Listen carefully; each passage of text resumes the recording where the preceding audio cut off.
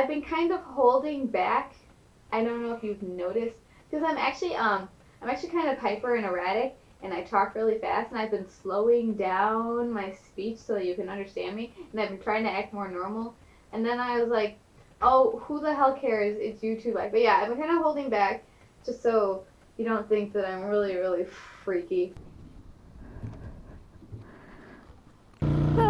Sorry, there's totally like seagull doo-doo on my mirror, and I'm about to go get some soup, but I wanted to make this video because I gotta talk to you guys about some stuff. I had a somewhat like foreboding end to my last video, or like some allusions to like life changes and all that kind of stuff. So I wanted to just open up about some stuff that I don't talk about online, or haven't talked about online, and I feel like it's kind of like preventing me from bringing my all or whatever.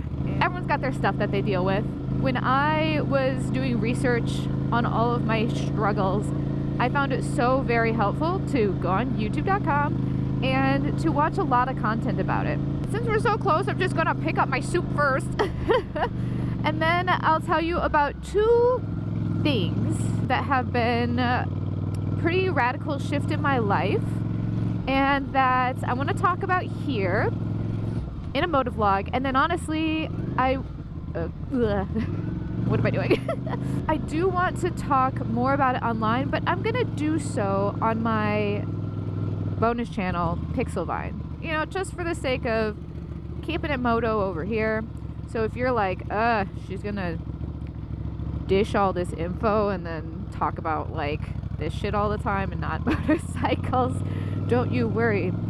I mean, this stuff affects my life, but this channel's still about motorcycles, and I just want to sneak into a little skinny spot because I just need to grab some soup.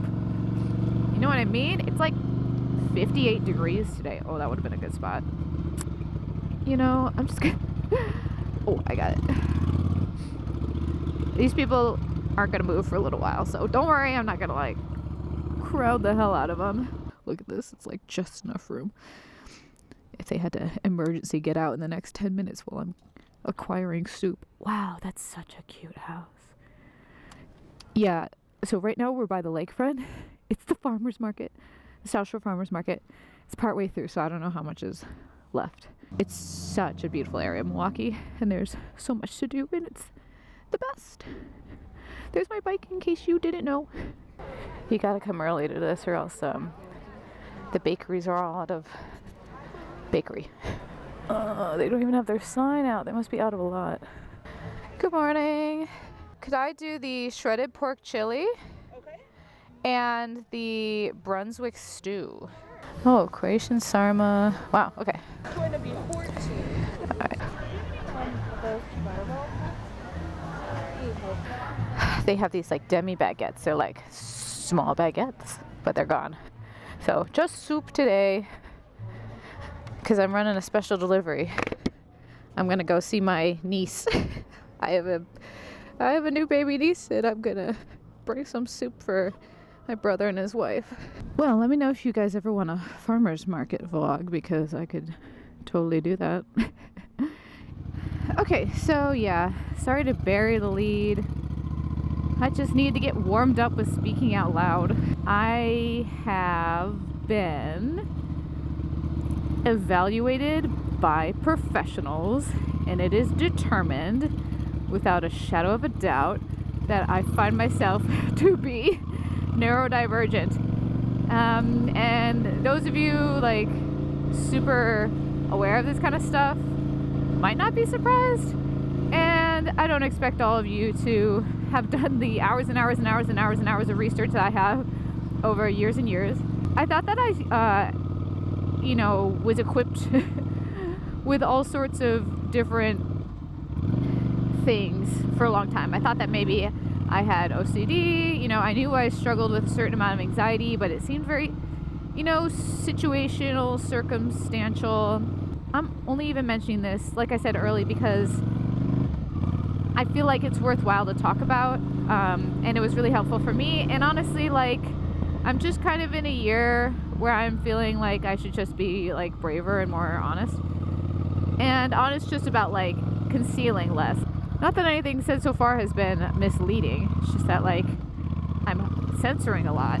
So I don't want to do it anymore. Anyways, there's a couple different kinds of neurodivergence. A lot of things can fall under that umbrella. And for me, it is level 1 autism and ADHD. I won't get into all the details of like how it specifically manifests in my life, but it's been a challenge to say the least. And what it means in technical terms, and there's a theory of hyperconnectivity when it comes to brains. And I just like have a different brain. It's just facts. a brain that's not typical, basically. That's why neurodivergent, and then the opposite of that is neurotypical. And not that anyone's, quote, normal. Everyone's got a little bit of pizzazz.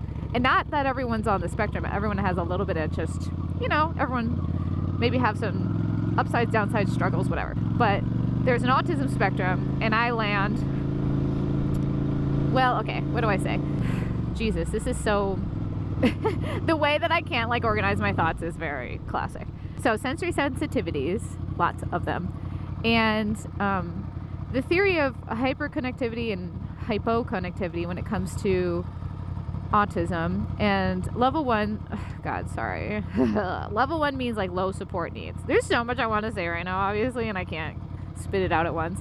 And you know what? I'm sorry this might be unbearable to watch because of that, but that's just how my brain works. And to be honest, sometimes I edit my videos so thoroughly, especially sit-down videos, that I'll rearrange segments and try to make it make more sense in the end. Like I'm editing a research paper and I'm moving paragraph 3 to paragraph 1 because of just the way my brain is. But with these moto vlogs, you kind of need the sequence of the journey. So it's a little harder to camouflage my tangents. But anyways, hyperconnectivity is like a lot of extra neural pathways, denser neural pathways in certain areas of the brain, and then perhaps like an atrophying or less dense neural pathways in other areas of the brain. So it's observable, the difference in the brains. And yeah, it makes a lot of sense for me in my life. Some of the other, problems that I've had throughout life have been a side effect of this hyperconnectivity in some areas and just like not enough in others. And I've spent a lot of my life using my brain to the max to try to correct for it, basically. I have some pretty funny footage from when I was 16.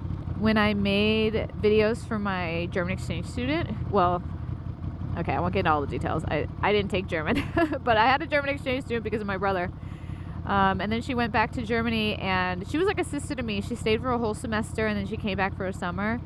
So I made her videos, and I missed her a lot.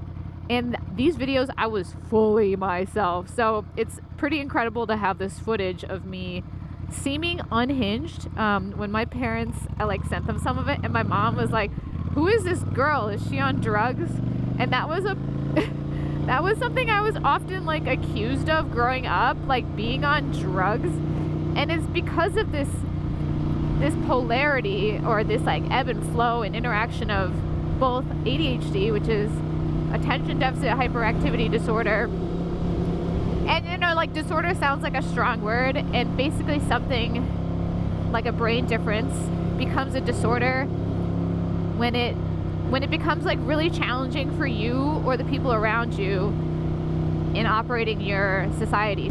I hear some people, and this is all in my head at once, this discourse around autism and ADHD, and how I can feel in the air that people are tired of it, and they think oh, you just went on TikTok and found out that you don't like the texture of mashed potatoes, so you think you've got ADHD and autism. And it's girl, no. No, absolutely not. Oh God, what was I talking about? Yeah, discourse around ADHD, autism, that's not really relevant. Yeah, so it seemed like I was on drugs because, I can get really high energy, chaotically high energy. There's all sorts of different kinds of ADHD, and oh yeah, the disorder part. So it seems disordered because maybe you get really dysregulated, as in like overly emotional or incredibly stressed out, and maybe you act out or melt down or shut down. Whether people can notice you're suffering or not, you're still going through it. And that's how I didn't get evaluated earlier on. Well, there's a couple reasons. Number one, my family is not the type to ask for help whatsoever under any circumstance unless you're dying of cancer. They just didn't know any better, and I certainly don't blame them. And I'm not the only one in my family with this pairing. A lot of it's genetic, and then of course there's like epigenetics and how your genetics play out based on your environment. So there's a couple of factors. I know. I'm not trying to like, I don't know why I'm writing a thesis on autism right now. Instead of just telling you about my experience. I think it's because I feel like uncomfortable, obviously. And fuck it, you know. If I hate this too much, I just won't post it. Level 1 is low support needs. I don't remember what all the other levels entail because I just knew being able to scam my way this far, and being able to mask and being able to like just exhaust myself in private and being able to just like conceal as much as I have. I knew I had to be level 1 because I am like using every tool at my disposal to not like out myself per se, but just to blend in. And so it's like, okay, why am I even saying all this shit? You know, I've obviously been coping fine, it seems, for all this time. But actually, once you're able to put a category on something, I don't want to say a label, but you know, a category of neurodivergent, if you don't want to get down into all these niches, and there's a lot of labeling that can be you know, identity forming, and that's not necessarily helpful.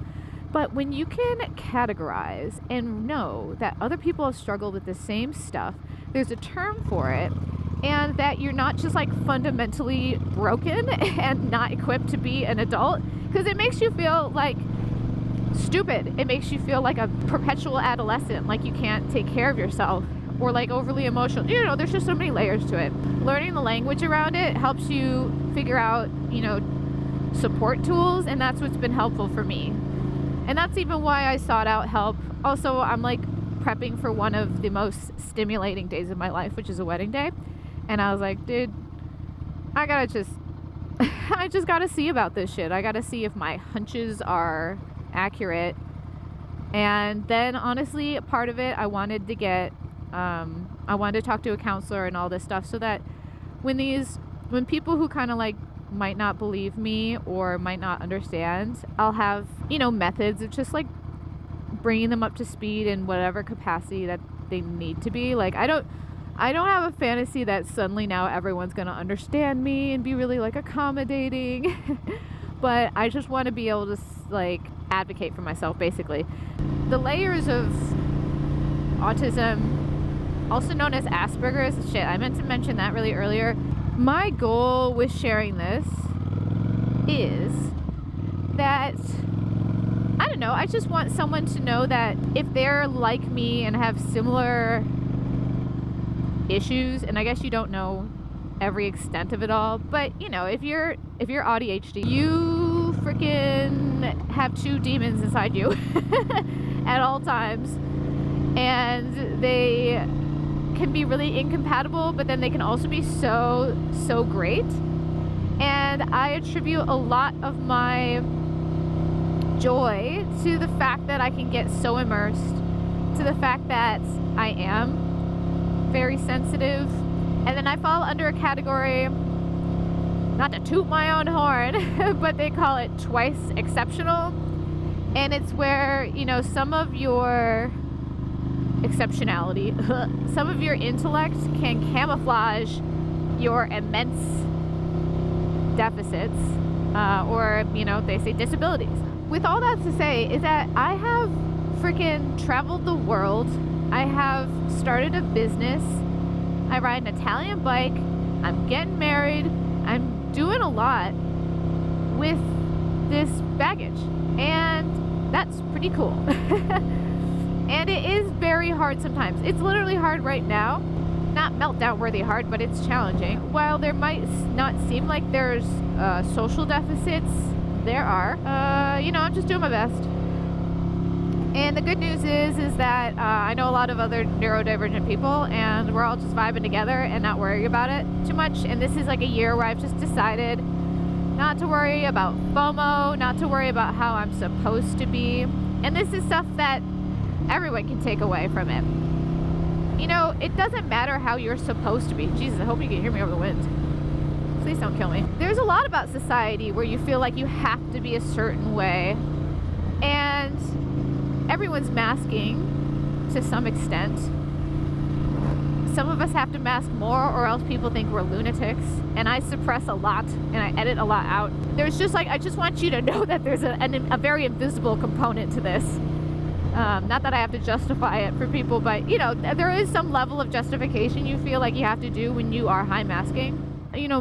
Masking is its own thing. It takes energy away from you. I don't even know what the fuck. I hate this. Cut all that out. Fucking fuck. Well, we just passed Harley, so that's fun. This motovlog is a mess, but I feel like I should post it just because it's kind of real. Funny thing is I feel like a lot of neurodivergent people won't be able to watch this, or won't enjoy watching it because of the motorcycle sounds and the wind noise and all, and how shit everything is. And I don't know, man. This is genuinely the hardest video that I've had to make somehow, in the moment of making it. But I'm glad that I did it on the bike, because it's taken off some of the mental burden of staring down the barrel of the camera. So that's nice. It's given me something else to focus on, the rides. That's nice. So, this is like an accommodation for myself that I had to make, is that I had to literally do this as a motovlog, because while it is making my thoughts scattered because I'm focusing more on the ride, it is helping me to spit it out, because I just can't sit down and stare at the camera and be like, hey boys and girls, I'm autistic and ADHD. Haha, did I fool you? If not, bummer. If I did, yay, I guess. It's like, what game am I trying to win right now? I'm not quite sure, but I really just want the game to be, I'm another person struggling to bring my full self into the world, and I've made really big strides this year, and maybe you can too. Is that the thesis? I think that's nice. That's why I haven't been online as much, because I literally just, number one, I don't have the energy, because I've been funneling into other pursuits. But then also, every time I want to film something, I'm like, I have this new information about myself. I don't know to what extent I should keep trying to, curate and cover and, obscure it, or to what extent I should just be, out with it, get on with it. That kind of forms some resistance. So I want to just get this video live and up there, so I can just turn the page on, this revelation, and not just always be wondering, should I mention this on YouTube? Is it helpful? Am I doing a disservice by trying to hide still? Is it annoying and dumb to even mention it? I just didn't know what to do. Whenever I see people being really brave online, I'm like, hey, I love that for you. I want to be brave. So yeah, I had tried not to be too neurodivergent online before. I don't know if I did that good of a job of covering up. I mean, I certainly didn't stim too much and didn't do miscellaneous other visibly neurodivergent things, but I at least geez, how am I losing my train of thought so profoundly today? I'm kind of shocked. I just really can't get back on it today. Yeah, I guess, I wanted to be brave and just, not try to hide something that's not really, I just don't really need to hide it, man. I used to go to this grade school.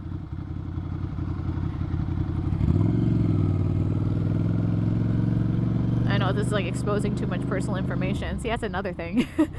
It's I already feel like I have to hide so much being a YouTuber. I'm like, oh, don't divulge too much personal information. Oh, what they got going on? An event. Don't divulge too much personal information. Don't talk about religion. Don't talk about politics. Don't talk about neurodivergence. Don't talk about don't talk about your family. Don't talk about your partner. Don't talk about, and I'm just dude, what am I doing? Just just be chill. Just show up. People might just like you the way you are. It's not like I've been hiding my personality.